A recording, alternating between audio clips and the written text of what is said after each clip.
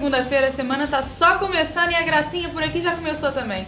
Boa tarde, Milonga, boa tarde, Léo. Boa tarde, Amanda, boa tarde, Léo, você da poltrona aí, um abraço muito grande, obrigado já antecipadamente pelo carinho da audiência. É isso aí, você falou o que você vai almoçar o que hoje? 3 porcos. Ah, meu Deus, a gente vai entender por quê. Vamos dar uma olhada na tabela do Brasileiro Série A, vamos ver o que aconteceu nesse final de semana. Figueirense 1, Vitória 0. O Sport venceu por 2-0 o Atlético Paranaense dentro da Ilha do Retiro. O Atlético Paranaense que estava em quinto, brigando ali pelo G4, agora perdeu para o Sport. Exatamente, levou um passeio do Sport. Jogou mal. E o Sport está crescendo. Está crescendo. 3 vitórias seguidas. Com Oswaldo de Oliveira, né? Atlético Paranaense foi para sétimo agora. Atlético Mineiro 3, Santa Cruz 0. O jogo aconteceu no Independência, então o Atlético venceu dentro de casa. Agora o Fluminense, olha o tricolor, 3-0 em cima da Ponte Preta. O torcedor do Fluminense acordou mais cedo, lotou o estádio Julite Coutinho em Edson Passos. O jogo aconteceu ontem.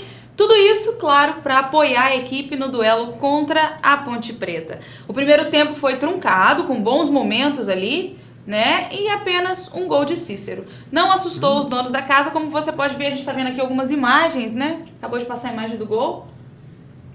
Na volta para a segunda etapa, o tricolor criou boas chances, premiou a festa da torcida com mais um de Cícero e um belo gol de Wellington, garantindo aí a vitória pelo placar de 3-0. O Fluminense precisava de uma vitória como essa, uma vitória com um placar um pouco mais extenso, digamos assim, para recuperar uma motivação que o Fluminense vinha perdendo, né? É o que tem feito muito bem ao Fluminense, é o novo estádio, né? Que é a nova arena dele, que é lá no Estádio do América. Tomou conta, jogou bem contra o Cruzeiro, ganhou o Cruzeiro, agora de novo ganhando a Ponte Preta e jogando muito bem, com a grande participação do Cícero, que não tem feito um bom campeonato, mas ontem sobressaiu, fez um grande campeonato, fez uma grande partida. Fez 2 golzinhos. E o Wellington, né, estreando também, voltando para o Fluminense. E teve um golaço. O terceiro gol foi dele. Agora detalhe é o seguinte, o Fluminense pulou do 12º lugar, ganhou várias posições, e isso é muito importante. Agora você não sabe de uma coisa, nem você. Você está falando porque a Arena fazendo bem ao Fluminense,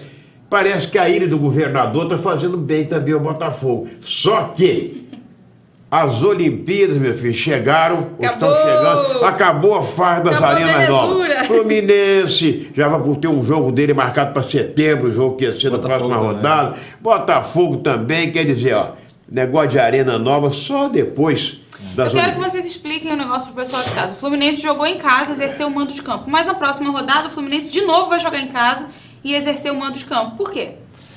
Porque, na verdade, o que acontece com o Fluminense e com vários times do Brasileirão, a tabela mostra muitas vezes 2 jogos em casa, 2 jogos fora. Geralmente quem joga 2 em casa, joga depois 2 fora. E quem joga uma casa, joga uma fora. Então, o importante é de 19 em casa e 19 fora. Isso é o que vai acontecer. Então tem que aproveitar essa vantagem de 2 jogos seguidos dentro de casa para conquistar 2 vitórias. Tem que aproveitar. Primeira parte já fez, já conquistou uma vitória. Eu vejo assim, não somente jogar em casa, jogar com os times estratégicos. Aconteceu com o Flamengo. Pegou o América Mineiro e o Coritiba, que eram os 2 de baixo, e foi lá e fez vitória.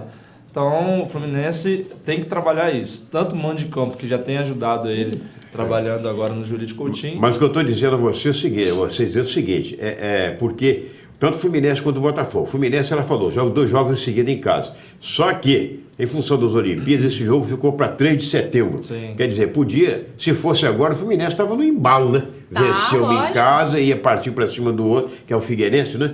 Figueirense, próxima rodada do Figueirense. Aí, quer dizer, vai ficar só para... Vai jogar as partidas fora.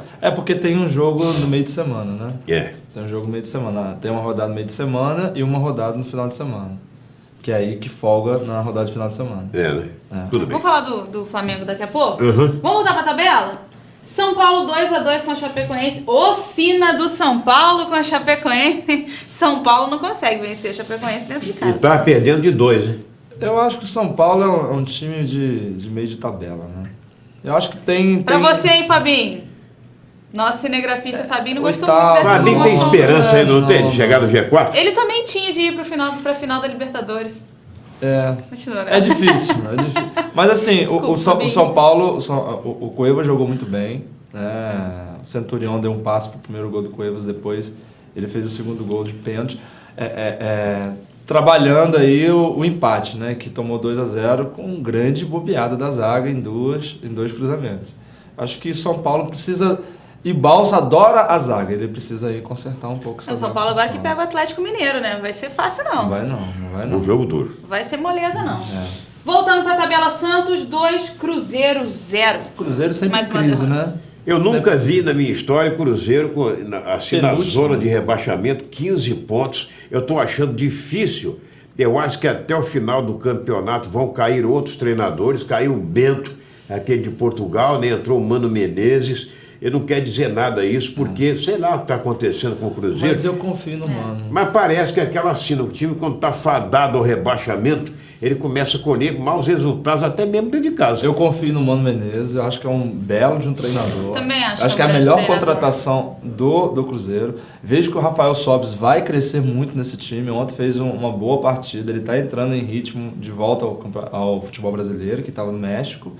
E eu percebo que o Cruzeiro tem tudo aí para não ser rebaixado. Acho mas o Cruzeiro não tem outra escolha, né? Ou ele se encaixa e começa a jogar melhor e conquistar vitórias, ou então... Eu assisti Vitória e... Lá vem ele com esse... Sério? Não, assisti Vitória e Figueirense. Que terrível! É um jogo muito ruim. O jogo do Ceará com o Paraná foi bem melhor do que Lá vem ele com os jogos mirabolantes que ele escolhe pra assistir. Foi 1-1. Bom pro Vasco. Lá vem ele com esses jogos mirabolantes que ele escolhe pra assistir. Ele tá falando eu dou muito azar, cara. Ele tava falando aqui negócio de almoçar um porco hoje. 3 porcos. Calma, que a gente vai falar do Botafogo daqui a pouco. Segura a sua empolgação, meu amigo. Tô ansioso, preciso de Segura psicólogo. porque o Corinthians venceu o Internacional dentro do Beira-Rio e assumiu a liderança do Campeonato Brasileiro. Corinthians na ponta. Algo interessante é o seguinte, os quatro... Calma aí. É o que é isso? Você deu um grito do Eu conheço o pai dela, Zé Armando, né? Filho de pai espantado, não, ó. Eu conheço seu pai é um cara corajoso. Filho de pai espantado. Por que se assusta à toa? Nunca vi. Ele que faz os presépios do Natal, sabia que o pai dela faz? Quem? Armando Nascimento de Jesus. Não, dá licença. O que ele está falando? Não estou entendendo. Miloga, não fez o menor palavreado dele. Continua, Miloga. O negócio é o seguinte, presta atenção. Não, estou dizendo que os 4 primeiros colocados continuam no G4, só que inverteram suas posições. Não é verdade? O Corinthians passou à frente, o Palmeiras estava 8 rodadas na frente. O Corinthians passou, o Santos passou e ficou em terceiro o Corinthians. O Grêmio se manteve em 4, porque empatou com o América Mineiro em 0-0. Mas o que eu falo desse jogo, eu vejo que o Internacional está 9 partidas sem vencer. Ele está caindo a cada dia. O time não é bom. Eu acho que o Paulo Falcão não é treinador. Ele nunca deu... Ele é um grande jogador, mas treinador não é. Eu acho que E o que me deixou claro nesse jogo foi o final dele. Os torcedores do Internacional quebraram várias partes da estrutura do Internacional fora de campo. Vidros quebrados, torcida jogando coisa. Vandalismo, é um absurdo, né? Mas dá para identificar esses chamados torcedores e tentar tirar. Enquanto isso, os gremistas estão felizes da vida em 4º lugar na tabela. Mas empatar com a América é perder 2 pontos. Estão no G4, eles estão no G4. A gente vai pro intervalo rapidinho, porque daqui a pouco a gente fala do jogo do Flamengo e do Botafogo. Não sai daí que a gente já volta. Vai do fogão.